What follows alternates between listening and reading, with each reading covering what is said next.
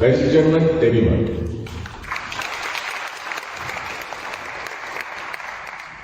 Okay, good afternoon everybody. Sorry about that, having a bit of technical issues. Okay, I'm going to give you a rundown on herbicides, a bit more on pesticides, but I'll focus on herbicides today. It's going to be a little bit of a shock for you. This presentation should have actually come before all the others, and the reason for that is the herbicide regulations in South Africa and internationally have changed. And the reason for this, which I'll show you now, so what we're dealing with here in the NRM programs, or the Natural Resource Management programs, are all of those programs, so you can see that we're dealing with quite a lot of money that is being spent on the eradication of alien invasive species in the country. So this is not just plants, we're dealing with animals as well. So this is the control, management and eradication of invasive alien species. So that's why I'm referring to pesticides and not just herbicides. Okay. So if you're looking at just looking at invasive alien species, you're looking at quite a bit of hectareage where we're having to deal with invasive alien control. And if you're looking at the amount of money that we're going to need to control, or not even control, but eradicate invasive alien species in this country, we do not have enough as government alone. So we're going to need everybody's help if you're looking at removing every single invasive alien species in this country, or even plant. So this is why we're having stakeholder engagements, because we're going to have to work together. And this is just dealing with plants, and we're not even looking at the 425 invasive animals or non-plant invasives on the NEMBA regulations that we also have to deal with. Okay.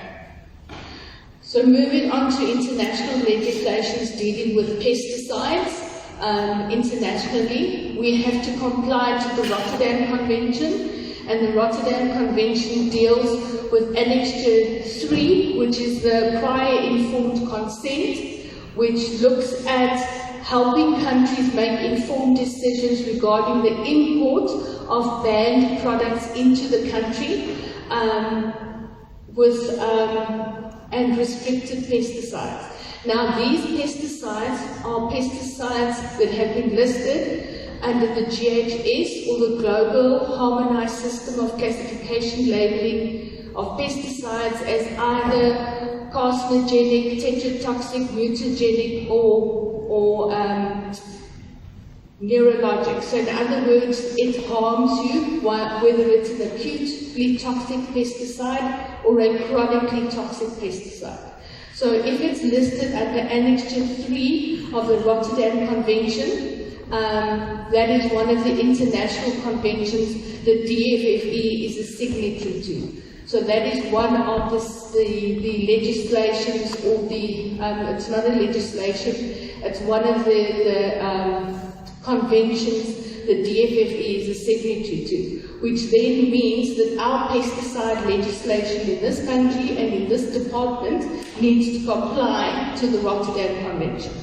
The second one is the Stockholm Convention, which looks at the persistent organic pollutants, the POPs, and the POPs look at the elimination and restriction of use and manufacturing of these POPs. Okay, oops, it's not changing. Okay, now with the POPs, sorry, let me just go back one. So with the POPs, one of the most common POP is DDT, and you will all know that DDT is still being used in South Africa, but not manufactured in South Africa. It's manufactured in France and imported into South Africa. DDT is still being used with as part of the indoor residual spraying, the IRS, for mosquito control, but only through the Department of Health. So only the Department of Health is allowed to use DDT in the country. There are 5 POPs listed under the Stockholm Convention. They're known as the dirty, actually 12, sorry. They're known as the dirty dozen. So I'm not going to list them all for you. You can go look them up. But the ones that have been removed off our Act 36 Pesticide Act, which is a whole long name, is Lindane, which was removed a couple of years ago off our policy in the country. So again, the Rotterdam Convention or the Stockholm Convention, we are a signatory to the Stockholm Convention as well in South Africa. So we, as DFFE, is the national designated authority for the Stockholm Convention. So we also then have to comply. So our pesticide policy as DFFE does not contain any POPs. Okay, the third convention that we are also signatory to is the Basel Convention, which looks at the transboundary movement of pesticides and the restriction of empty containers and disposal of empty containers.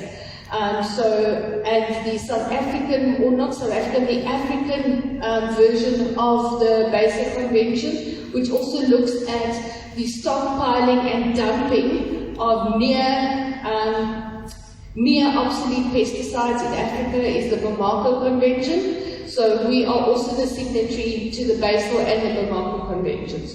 So those are the four conventions that DFFE is signatory to, which is also part of the environmental program's pesticide policy. So we had to ensure, when we amended the pesticide policy, to ensure that we do comply to all the procedures and regulations within those four conventions. So moving on to our actual pesticide policy. So with the World Health Organization classes, there were 5 World Health Organization classes, going from 1A, which was extremely hazardous, to class U, which is unlikely to present acute hazard. So when we looked at the pesticide policy and using the hierarchy of control and precautionary principles, we eliminated all the 1As out of our pesticide policy. So all of those that present an extreme hazard. And if we're looking at the IARC classification system, which is the International Agency for Research on Cancer, if you remember the whole issue with glyphosate a while ago, glyphosate moved up from a 2B to a 2A, which was a possibly a possible carcinogen to a probable carcinogen, which means that glyphosate is probably carcinogenic. It was probably carcinogenic now. It was possibly carcinogenic. It's now probably carcinogenic, which means it now can cause cancer. Glyphosate. Okay, so we'll get back to that now. And then with the Global Harmonization System of Classification and Labeling of Chemicals, which came into effect in 2018, you will notice that the GHS has now replaced the WHO classifications when it comes to the labeling of pesticides. And in March of 2021, the HCA, which is the Hazardous Chemical Agents Regulations, which is the South African regionalizations of the GHS, was implemented in South Africa, which was a notification to all pesticide companies in South Africa that all GHS classifications will have to now appear on the pesticide label. So the GHS classifications, the GHS hazard classification, the hazard pictogram and everything, which I'll show you shortly, now has to appear on the pesticide label, which is a huge plus for anybody purchasing a pesticide in South Africa. Because now, if it has any human health implication, that pesticide, it has to be notified on the label. So the pesticide company can no longer hide any human health implications of their pesticide without notifying the end user. which I think is incredibly exciting. So if you look at just an excerpt from the EP pesticide policy, that's a whole bunch of pesticides we currently use in the environmental programs program. And if you notice, in the high rank classes, there's a whole bunch of them in Group B, okay, with different WHO classes. What is important about that is that if we're using pesticides in the same high rank group, that is actually quite dangerous. Does anybody know why? Because you're all just staring at me. Does anybody know what the implication is of using a whole bunch of pesticides in the same high rank group? No.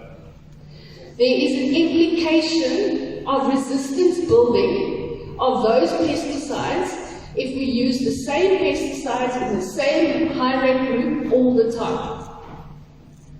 That the species is going to build a resistance to all the pesticides in the same high rank group, which means that we will then no longer be able to use any of those pesticides in that high rank group. Because when a plant species develops a resistance to a pesticide in high rank group B, it doesn't just build a resistance to climax. It builds a resistance to all pesticides in high rank group B. Why? Because the mode of action, I was going to say the same mode of action. Because the mode of action is the same. Which means that if you do not swap or substitute or use different pesticides, you run the risk of building resistance, and then you lose all those pesticides. And that's why proper planning when you're using pesticides is very, very important. And that's what we do not do. Because what do? We're going to cut down black water. What are we going to use? Confront. We're going to cut down gum. What are we going to use? Confront. What are we going to buy? Gala. What are you going to buy? Confront. What are you going to buy? Gala. What are you going to buy? Confront. What are you going to buy? Gala. What are you going to buy? Confront.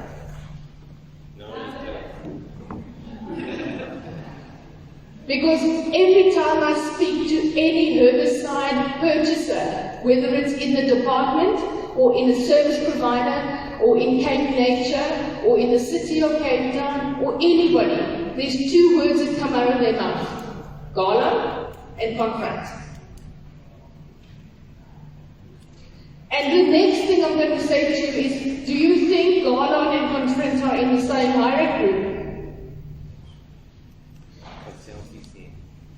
Okay, so now we're going to deal with Act 36. Act 36 is our, as I call it, Pesticide Act. Why? Because every time I have to say Act 36, I have to say Fertilizers, Farm Feeds, Agricultural Remedies and Stock Remedies Act. So it's easier just to say Pesticide Act or Herbicide Act, because it's too long to say the whole year. Okay, so what does it govern? In Section 3, it governs all registrations of fertilizers and pesticides. So remember, it doesn't just cover pesticides, it covers fertilizers as well. Interesting point. It governs the registration of pesticide control operators under Section 11, which, by the way, if you're going to apply a pesticide, you need a pesticide control, a PCO, a pest control operator certificate. Sorry, friends of the product. Okay. So anybody applying a pesticide without a PCO is in contravention of the legislation, which is a problem. Okay. It also regulates and or prohibits the importation, sale, acquisition, disposal, and use of pesticides under sections 15.7.7 and 7.4 respectively. Okay, so if you download Act 36, which is currently under review, although it's closed for comment, which the review process includes the GHS and HCA amendments, by the way. The registrar can cancel a registration. He's never done it. But he can cancel registration of a pesticide.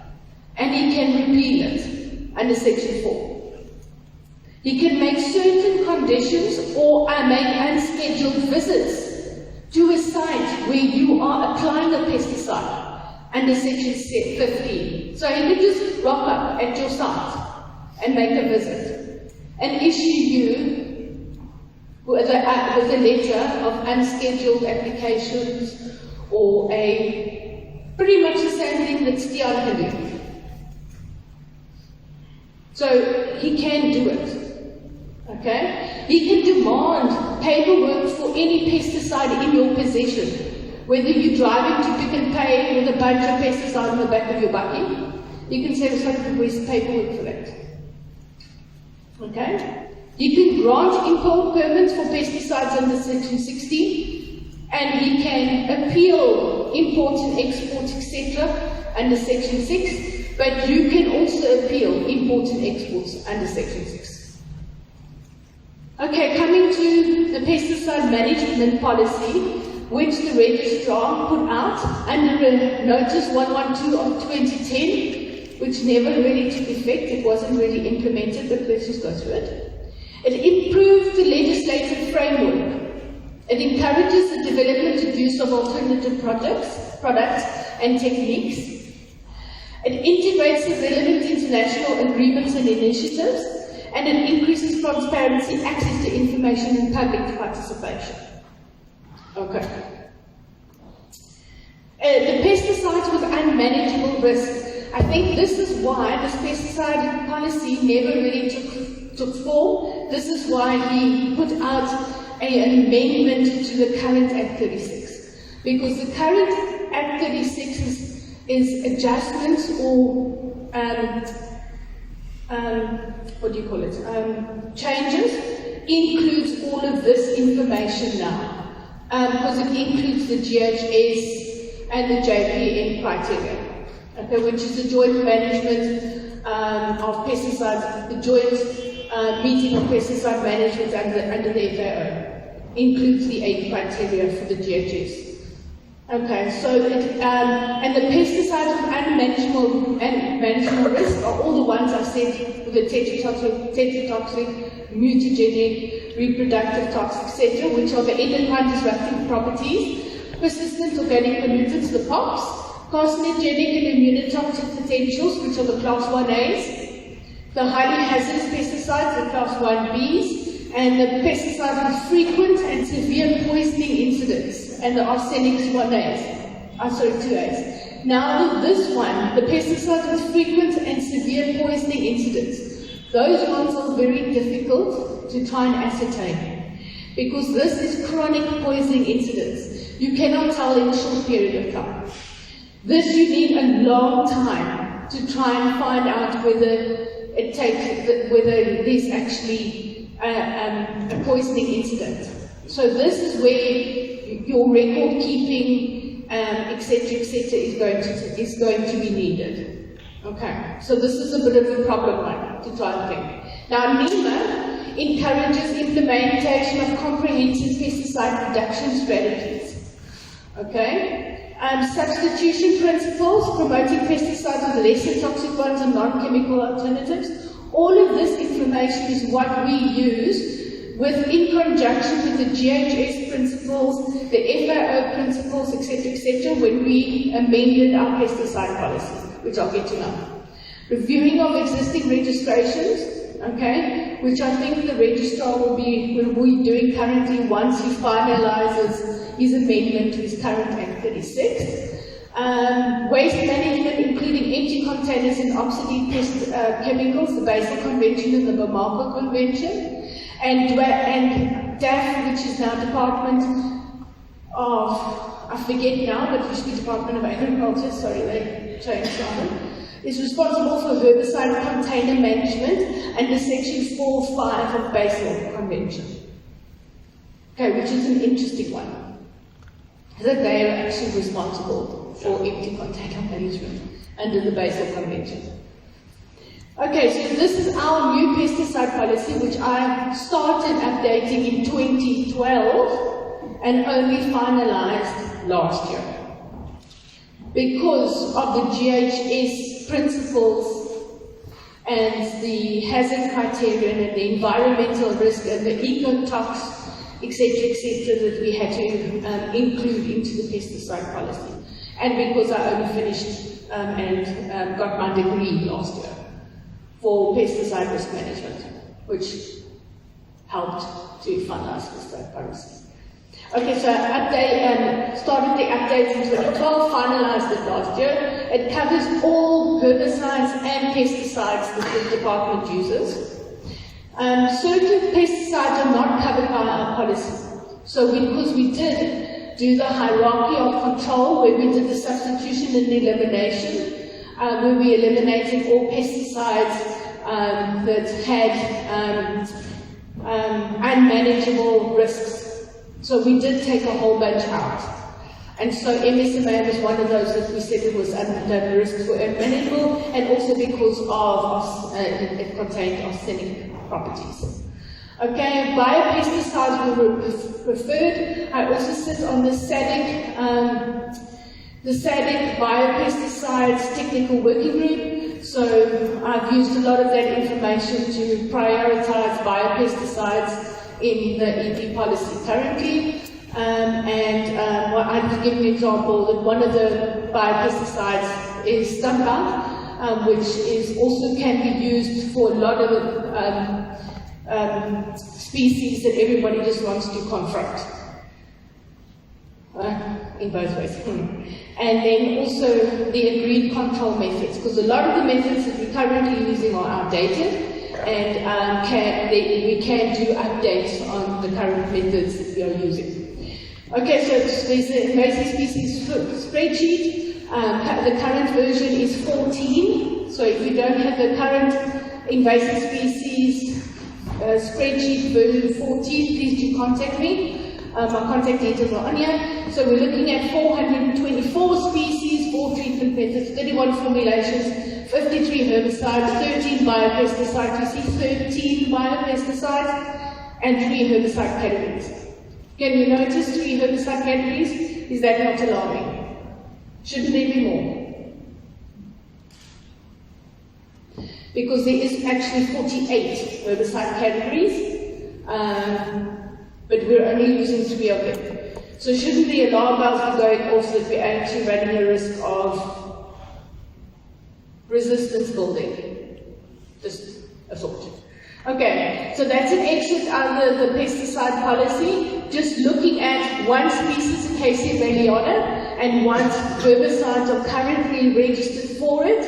And if you, okay, it's a little bit too small, we give all of the pesticide policies, and then at the end, all the registered pesticides, how to apply, etc. And then there's one column highlighted in purple, where we said recommended. The recommended one is the one that's got the least human health and environmental fate risk. So we're actually doing your work for you by saying to you, this is the one that's the safest one out of the list that's registered. So we're not saying you must use this one, we're saying we're recommending you use this one. And if there's a biopesticide registered, that's the one we're saying you must use. Because that's our priority, is biopesticides. Okay, so for safety, contact the health and safety officer to get the full health and safety, because the health and safety has also changed, because the PPE is now not a one-size-fits-all PPE policy anymore. The PPE is now according to the risk of the mode of action of the pesticide that you are using. So if the risk is inhalation, the pesticide or the PPE is prioritized according to the risk. So if it's an inhalation risk, the priority will be a half-face respirator or a full-face respirator, depending on how many hazard criterion that pesticide has, and what hazard criterion it is. If it's a hazard criterion 2, which is only a acute tox, it's probably a half-face respirator. If it's a hazard criterion 5 or 6, which is a mutagenic or a tetrotoxic or an endocrine disruptor or a reproductive tox, it will be a full-face respirator. If it's a dermal absorption, it will be a polyester or a chemical resistant overall, and definitely a long sleeve, not short sleeve because of the dermal risk, the dermal absorption risk. But it will not be a full face or a half face respirator, it will be a SPP2 mask. So the PPE is now no longer one size fits all, it's according to the mode of action and the absorption path of the pesticide that you are using.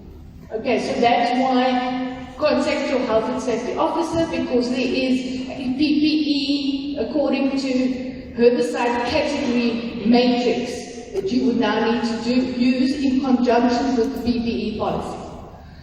Okay, because the herbicide toxicity was done by UCT, so that was very nice, which helped us identify what was wrong with the PPE that we were issuing to the people and how to mitigate the risks of the PPE that we were issuing. And our PPE policy was updated in line with the FAO, the Food and Agriculture Organization of the United Nations. It was updated in line with the FAO's policy. And then obviously the Self-Assessment and Compliance Auditing Directorate is now auditing in line with our new PPE and herbicide policy.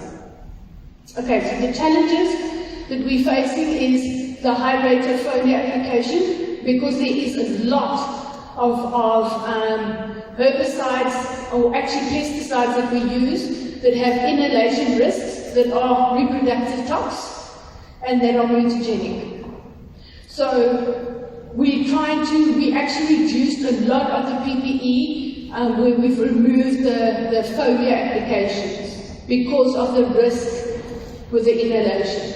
Or we've changed the engineering protocols and the behavioral protocols and the PPE to ensure that we can mitigate the risk to the human health, to the person that's actually applying the pesticide. Okay? The staff are not wearing PPE correctly, so the toolbox talks have changed to you must wear your PPE to why you must wear your PPE.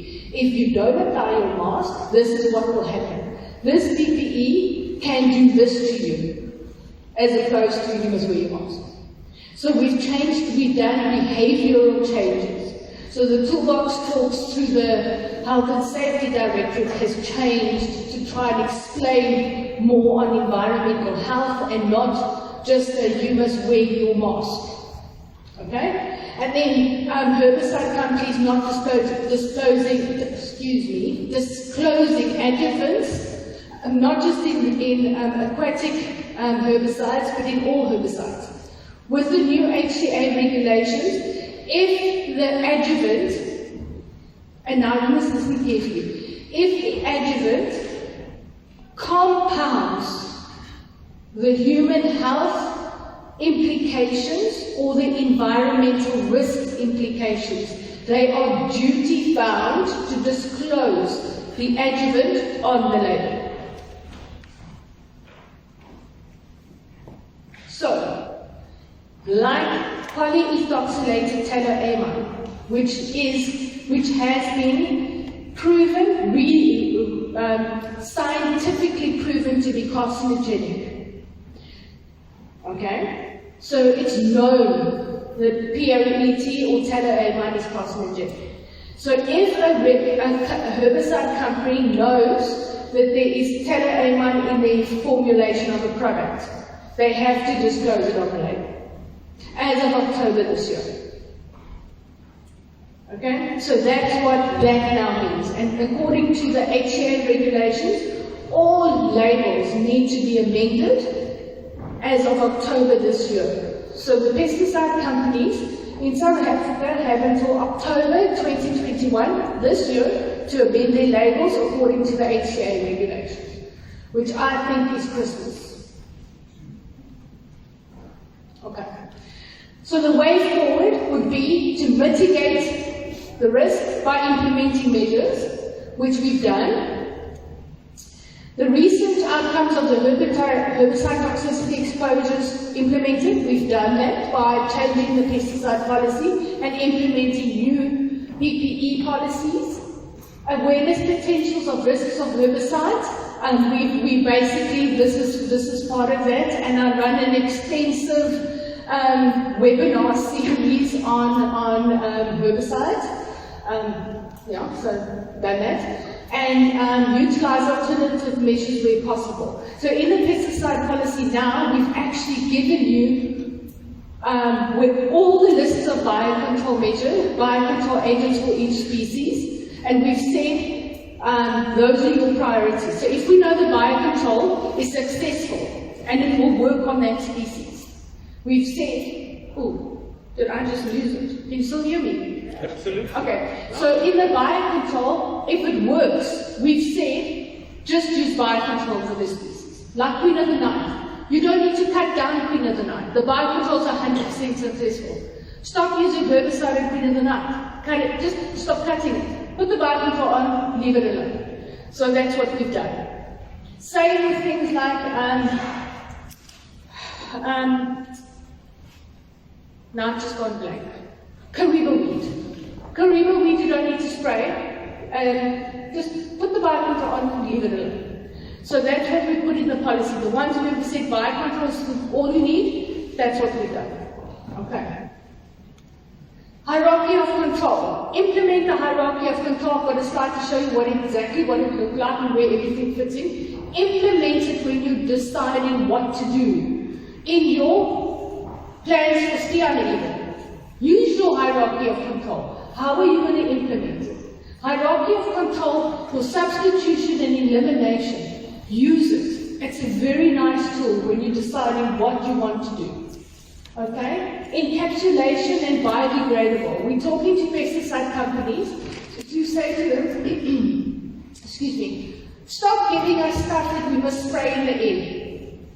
We want stuff that has minimal human health risks, and especially for inhalation risks, because the inhalation risks are unacceptable. Because people, when you say spray down, don't spray in the air. We are unable, as the department, to mitigate against someone in the field just standing there and spraying like it's Christmas. So give me something where I don't have to go and mitigate someone spraying like it's Christmas. Give me something that's that is encapsulated like Ariel tablets that you stick in your washing machine, that's got the washing powder in. That's what I want. And it's biodegradable. That's what I want. I want something that you pop in the water and it dissolves and bobs your uncle. That's what I want. So we're talking to the pesticide companies so we can remove the risk to the applicator. Because that is the biggest mitigation measure at the moment that we cannot control, is how do we protect the operator, the dude that's actually spraying stuff. Okay? And then ESRAs, environmental social risk assessments. Does anybody bother doing an ESRA before you go out there and play Christmas with your knapsack sprayer? Anybody? Hands up. No. Why doesn't anybody do just a desktop ESRA, just to see what is the environmental and social risk assessment? What is the damage you're going to cause by playing Christmas with your wand, with your knapsack sprayer before you go out there? Because you can do a desktop ESRA using a program like Primate. You can download it for free off the internet. I'm happy to give you the link. I use Primate all the time. It takes you 2 minutes. You put in all your data and you press calculate. And at the end it pops out for you whether it's going to be a low risk, a medium risk, or a high risk. If it comes out low, then by all means go and do what you wanted to do. If it comes out medium or high, it means you're going to flick a light for your eie gat, as my mother used to say. You're going to cause damage. Whether it's to the, and then it also tells you it's going to cause damage to the operator or it's going to cause damage to the environment. Then you must go think, okay, well, hang on a second, what am I doing here? So maybe you must do that before you go cause the damage. Okay? And then also biobeds, exclusion zones, buffer zones. All mitigation measures no one bothers to implement to mitigate the risks of the damage you go out there and cause. And this is for farmers, this is for municipalities, this is for everybody. I'm almost done. Yeah, we need you back on the spot. Oh, you need me back on the spot? Oh, sorry, my apologies, everyone. Okay, I'm going to give you a case study just so that we can put all of the wada, because it looks like people are glazing over. I'm going to give you a case study of everything I just said. Okay. So we embarked on this whole elimination process. We eliminated 5 pesticides. So we took our whole process and we eliminated 5 pesticides. Okay, I'm going to make you do the same thing in a while. We eliminated 5 pesticides. We substituted 6 since 2010, which took us months, by the way. Because we said, okay, I'm going to throw these ones out because these are bad. Now, find better ones. That took a while. No, that took a while. So we substitute 6. So we're going to throw out MSMA. Okay? Now, MSMA was a really good one for cacti control. The first people that jumped up and down and wanted to murder me, literally, with guns, because they have really big ones, was sandhogs. What are we going to do if we don't have MSMA? Debbie, you're killing us. We're going to lose our crops. So I approached the pesticide companies and I say, I'm no longer buying 1 single litre of MSMA. And also I'm not going to buy any more, no other herbicide that you supply, until you find me something else. Sorry. Find me something else.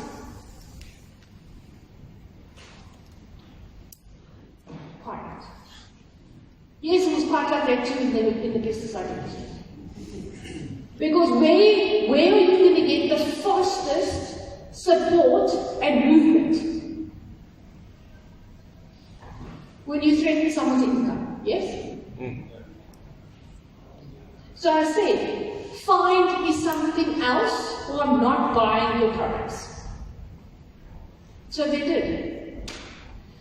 So they found something, within 6 months, we found something, they did a couple of trials, we found a product that worked. Now remember, it worked, okay? So they found a product that worked. Said, not good enough, I need 3 trials. So we went to the registrar with an initial, we found something that might work. The registrar looked at the results and said, I need 6 more months of follow-up information, etc., etc. So I said, okay. So I sent the companies back and I said 6 more months. So they went back and they did another season. Because remember, these are cacti, so whether it's winter or summer, the things are there. So they did 6 more months, went back to the registrar. So now we had summer and we had winter and we had pretty much, I can't remember how many sites there were. Went back to the registrar, okay, we've got data. So he said, okay, apply for an emergency registration. So we applied. This was in 2013 or 14. I stand under correction. He said apply for an emergency. So a company applied for an emergency registration. One company applied, so they got an emergency registration. And then a couple of years later they got a full registration. That was in Ghana. So it can be done. Okay? Because I was desperate. Because MSMA was damaging to the environment and was damaging to people. MSMA is a reproductive toxin. It's an acute, has this criterion 2, acutely toxic to mammals. It's a hazard criterion 5, which is a reproductive toxicity. It's a hazard criterion 7, which is acutely toxic to aquatic organisms, and a hazard criterion 8, which is a persistence in soil. That is why, out of the 8 hazard criterion, it met 4 out of the 8. So I said, no. 4 out of the 8, 50% of the hazard criterion, it's got to go. So that's why we went for another one. So turbidor was the other one was what the Northern Cape loved, was garland and diesel. They applied garland and diesel on everything. They said, gotta go. Why? Diesel is horrifically bad for the environment, especially in a incredibly sensitive environment like the Northern Cape. So I said, gotta go. Find me something else. So they did. Took years. Okay, turbidor took a lot longer than Impala, but we found one, turbidor. Got it registered. A couple of years, like 5, but a little bit longer than Impala, which took 3, but still got it registered, Impala. And Sendero. We registered one because glyphosate was registered for aerial applications of Prosopis in the Northern Cape. Glyphosate as an aerial application. So I said, no, got to go. So then we got Sendero registered as an aerial application. So the point here is, if you look hard enough and you try hard enough, you can get it done. Okay. Alright. And then the other one is, I've already spoken about the generic controls we're currently working on, and when we're taking steps to implement to mitigate risk and lessen impacts. I've told you about the new PPE policy, and the step I haven't told you about is the biomonitoring. Does anybody know what biomonitoring is? Biomonitoring is testing whether you have impacted someone to a degree where you have now put them past the body burden threshold of causing a long-lasting human health impact of that person to the pesticide that you exposed them to. So, for instance, has that person now got cancer because they have inhaled so much pesticide that they now have lung cancer? How do you test for that? So for acutely toxic pesticides, you do urine tests. For chronically toxic pesticides, you do blood tests over a period of time. Does everybody know about that Conrubia accident of UPL in Durban when their warehouse exploded? Yeah? And that's what's happening now in the community around the warehouse. That entire community has to go and get biomonitoring tests done on a monthly basis. They have to test their body burden or their BEI, their biological exposure indices of what pesticides are still in their body after that exposure to the pesticides in the air, so what they breathe in, to see whether they have any long-lasting impacts of what they breathed in when that whole thing exploded. That's biomonitoring. We're doing biomonitoring, or we're going to implement biomonitoring on our teams to see if we have any impact of to see if we have any impact on the teams when they do our work. Not on a weekly basis, not on a monthly basis, because it's all about the frequency and duration of the application of the pesticide. So that will be monitored or worked out. So I'm running out of English. Worked out on how long the contracts are with us. We will then work out how frequently the biomonitoring would have to happen. Okay, there's the hierarchy of controls.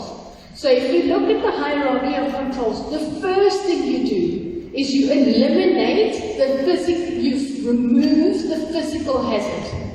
If you're looking at it from a pesticide perspective, is you eliminate the most hazardly pesticide and you substitute it with a safer one. Okay? The next one would be engineering controls. So you either isolate the person or you isolate the pesticide. In other words, instead of using pesticides that you take out of a container and you throw like SLs, soluble liquids, and you throw into a knapsack sprayer, and then you spray like you spraying snow on a Christmas tree. You encapsulate that pesticide into a aerial thing like a washing powder thing, and you put it into a knapsack. So that's your engineering control. Okay, the next one is administrative controls. Change the way people work. In other words, we do knapsack spray. Okay, so how do they spray? They've got the knapsack on their back and they spray in front of them. What would be an administrative control for that? What about a back-mounted knapsack? Where the spraying happens behind them and they walk forward.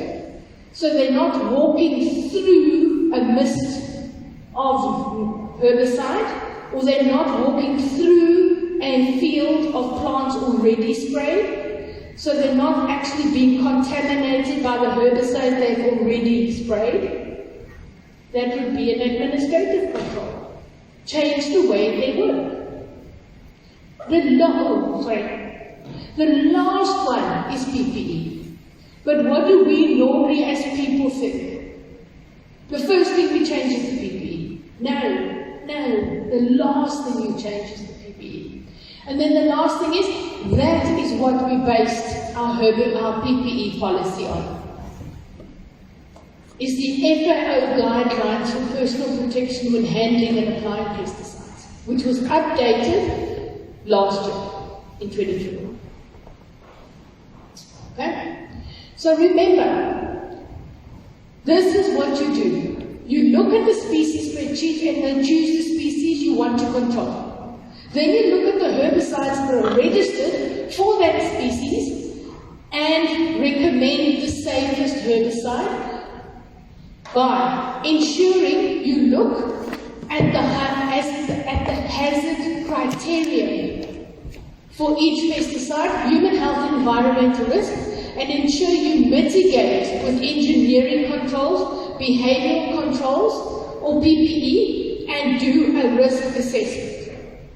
If you look at the bottom of the screen, that is the Pesticide Properties Database website from the University of Hertfordshire, and all the information you would need for a risk assessment per pesticide from A to Z. So you type in the herbicide's name or the pesticide's name, and the dossier for that pesticide will come up with all its information. That's what you would need to do the risk assessment. That's the information you type into the private. Okay? So let's do black wattle, shall we? Okay? So there's black wattle. We're going to do a cut stump on black wattle. Okay? Black wattle is the hatchet, plenum, access, confront, and timbrel are registered for black wattle. Okay? Now we have to choose which one are we going to use. Are we going to use confront, hatchet, plenum, access, and timbrel? Okay, so now let's look at our dossier for the different pesticides, at our hazard criteria, according to the GHS and the HCA. Okay, so let's look at hatchet. Hatchet is hazard criterion 2, acutely toxic to mammals and birds. It's got 3 hazard criterions, the HCs. You could look up those HCs. Okay? Hazard criterion 8, so it's persistent in soil and water.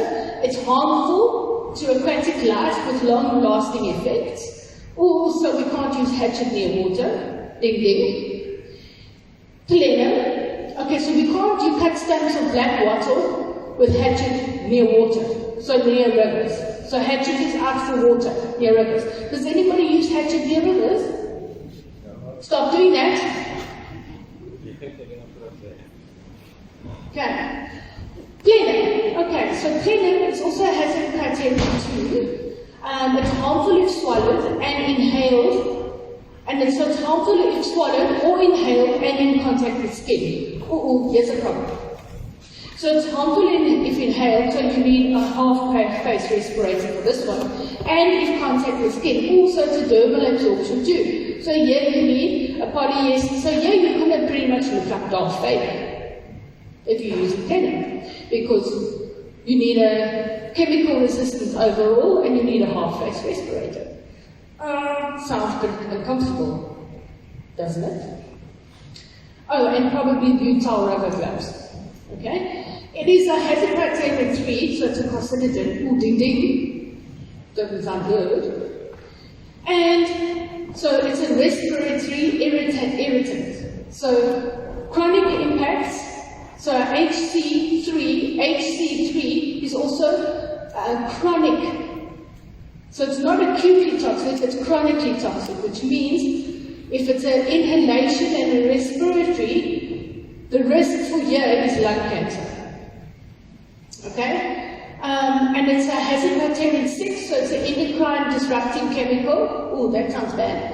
And the ETC here is damage to lungs. Okay, so yes, okay, damage to lungs, so the risk here going towards lung cancer, yeah.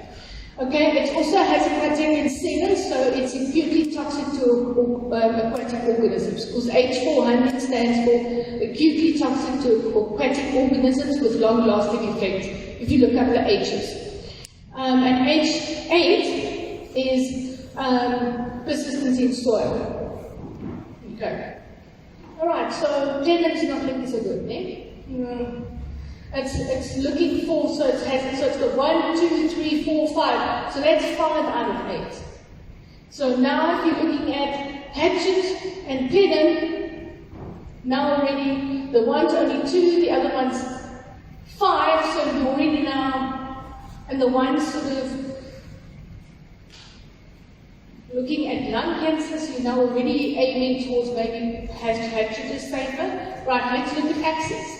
Axis is also acutely toxic to mammals, and it's harmful if swallowed and inhaled.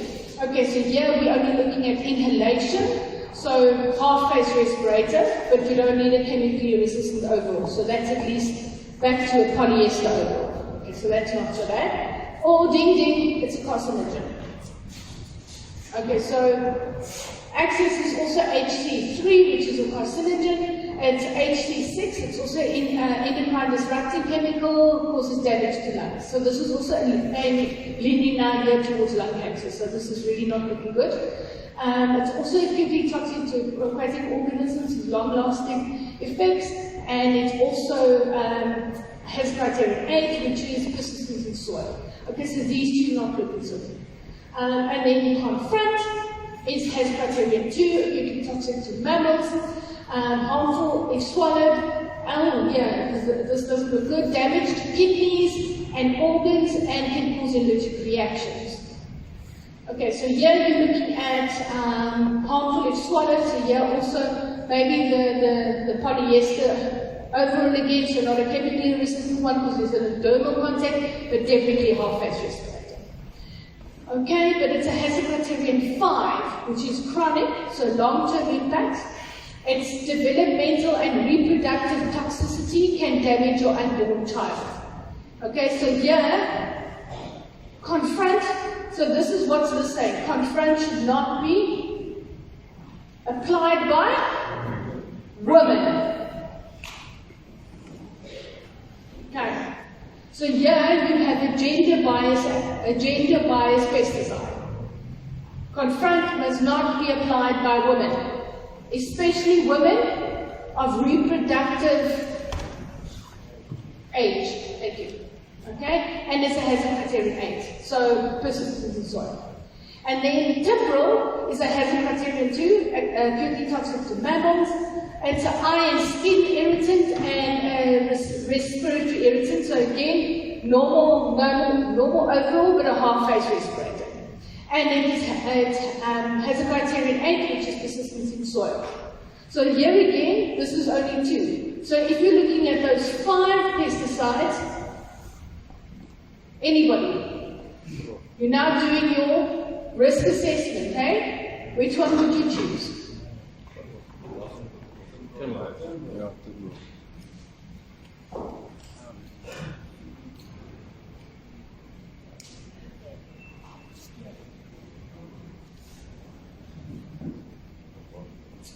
Temple. Yes.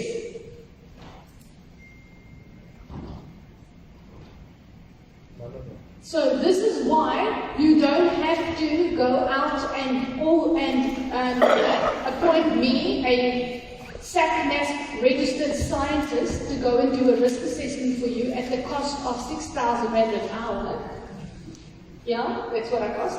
6,000 Rand an hour. You can do a desktop risk assessment yourself just by using available data from that website.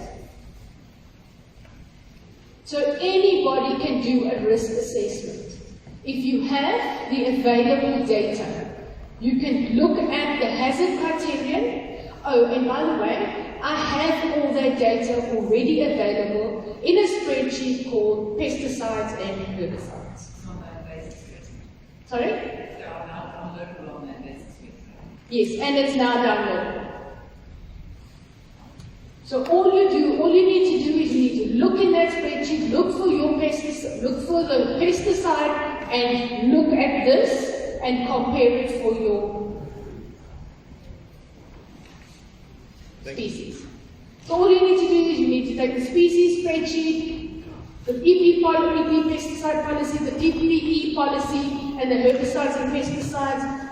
Use those documents, which are all downloadable. And you've got your risk assessment, you've got all the information you need. And you don't have to pay a registered scientist like me to do it for you. Because I already did it for you, for free.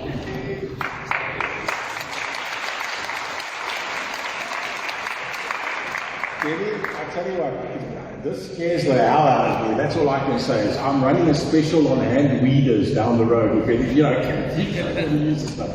But it just shows you how critically important it is to be knowledgeable on the facts, isn't it, Debbie? Yes. And that's why we have her here today. I see we've got tons of questions before we break for lunch. We've got a gentleman right in front there. There we go, let's start here. I'll be with you next time. Yeah, it's Tom Robbins. So I just wanted to, it's a lot of information for someone who comes from a non-scientific background. Just wanted to, just 2 things to confirm that, like, if I go and buy garland from the nursery, I actually need paperwork in order to transport it, and in order to, I need permissions in order to apply it, and that sort of thing in terms of the regulation. And then secondly, just the pamphlet and those charts, I know you say it's downloadable on the website, but I wonder if you could give us the exact sort of web address, URL, or could be emailed to. It's the Invasive South Africa Facebook page. You can go on there and it's downloadable from there. Great. Or website. It'll link together, so that's quite easy. But Debbie, am I right in saying the paperwork is required for commercial use, Yes. not home use? Yes. No, the paperwork is required for commercial use. When it comes to the transport of herbicides, if the transport is in excess of, Graham? 1,000. If the transport is in excess of 1,000 liters or kilograms, you would need a TREMIC card, which is the transport card for herbicides or pesticides. And an NGO who is not to be used in my garden. It was being done on Table Mountain by 20 volunteers. I mean, what were the permissions? If it's more Somewhere between commercial and home use. if it's an NGO, with regards to the regulations, they're being amended slightly now. But if you are applying it, I'll check with Jonathan. But they haven't been finalised yet. But Graham, comment from your side? Do you want I'm very, very scared of application by groups on other people's property. You're supposed to have a pest control operator's license to apply herbicide unless it's your own property. So, unfortunately, 99% of our friends are applying herbicides illegally. We don't have a look at Debbie's list, it's the correct list, but we then just take up the herbicide that meets one criteria. What about environmental? Is that the right herbicide for the right place? And there's so much more that goes involved in it. We go to Table Mountain and we use the wrong herbicide. I'm not talking about a sort of guerrilla environmental stuff. It's like when the public landlord, the public authority has said, please, help us go and do this. If they've got a pest control operator license supervising you, then it's legal. If it's not, then it's illegal. So they need to be physically present on every occasion. BCO is supposed to be present at application under direct supervision, and herbicide choice is crucial. Thank you. We have a lady in front, please.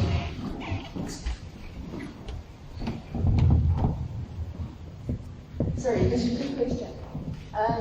A PCO, somebody's registered as a PCO. Written into those laws, is it required that they go through biomonitoring? Because if I'm subcontracting that work out, I need to know that that person is, they're spraying chemicals on our behalf. I need to know that they are getting the correct biomonitoring. Is that part of law or is that not? The PCO registration is under Act 36 at the moment. The biomonitoring regulations is under the hazardous chemical agents regulations at the moment. So the inspectors from the Department of Employment and Labour will check the biomonitoring regulations. The two departments are currently in negotiations to get a biomonitoring section into the PCO regulations to ensure the biomonitoring section, because the two regulations with Act 36 and the HTA regulations need to also amalgamate or talk to each other. And at the moment, they don't really. So.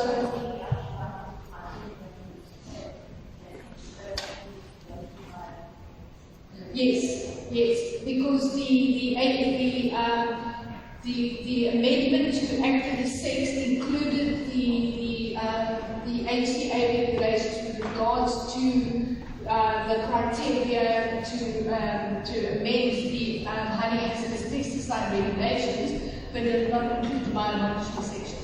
And that is just a disjunct between the HTA regulations and Act 36's amendments. Does that answer the question? Great. Gentlemen at the back.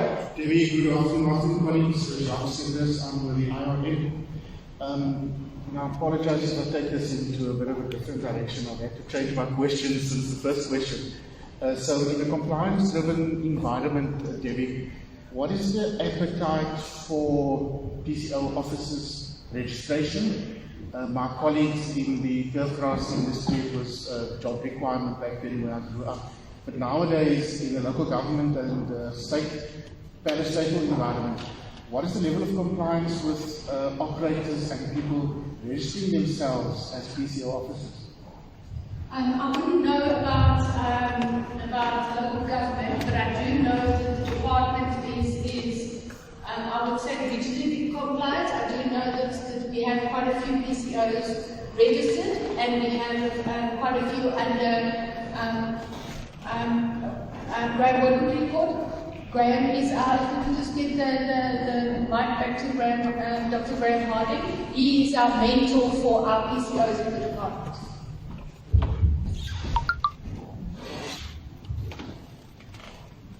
PCO level of compliance with job requirements, I have not seen it at all.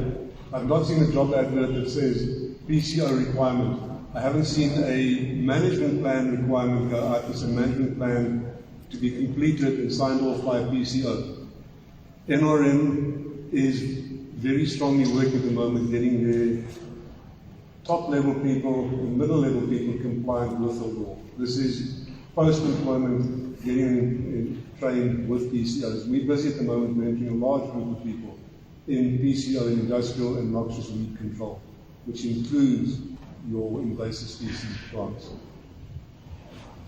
Does that answer your question? Okay, gentlemen on the I think that the best person to ask this question is the way I'm asking for you. For me, it's a situation of whereby this format of legislation and regulations almost from the beginning of the 70s already.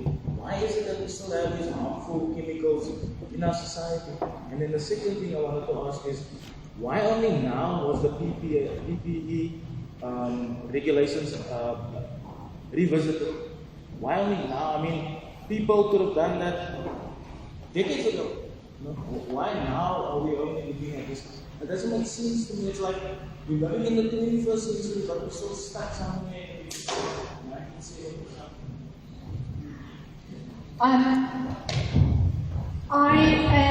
If I could hug you, I'd hug you, because that's exactly what I've been trying to do in the 15 years I've been in government, is to change the PPE policies and to change the herbicide policies in government. And it took me from 2012 to now, and I finally changed it. So the wheel turns slowly, but it turns. Yes, so things do take time, but they change. And I'm just very excited that we actually changed it.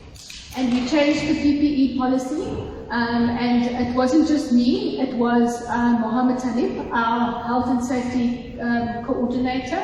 We worked very hard to get the PPE policy changed, and Mohammed is now also changing the health and safety regulations as well to get the health and safety regulations also in line with the HEA regulations and the PPE regulations. So my policy and his health and safety regulations are dovetailed now.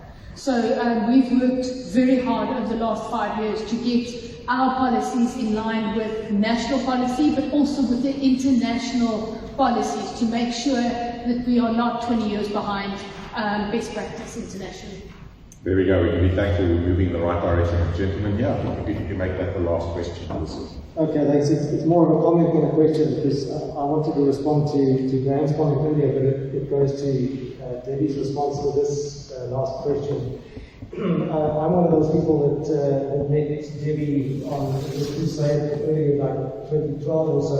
And I've done my training now with Graham Harding with PCO, and I can assure you, Graham, that in the Western Cape DP, all of the contracts that I sign off specify that the requirement for a PCO operator to be on the job, on the application, and on PPE. So that's one of the critical requirements. When we have our bid adjudication committees, if they're missing that requirement, they don't get to submit their quote. So the wheel turns slowly, but it's getting there. The wheel is turning. There we go. Thank you very much. Thank you very much for the very insightful presentation.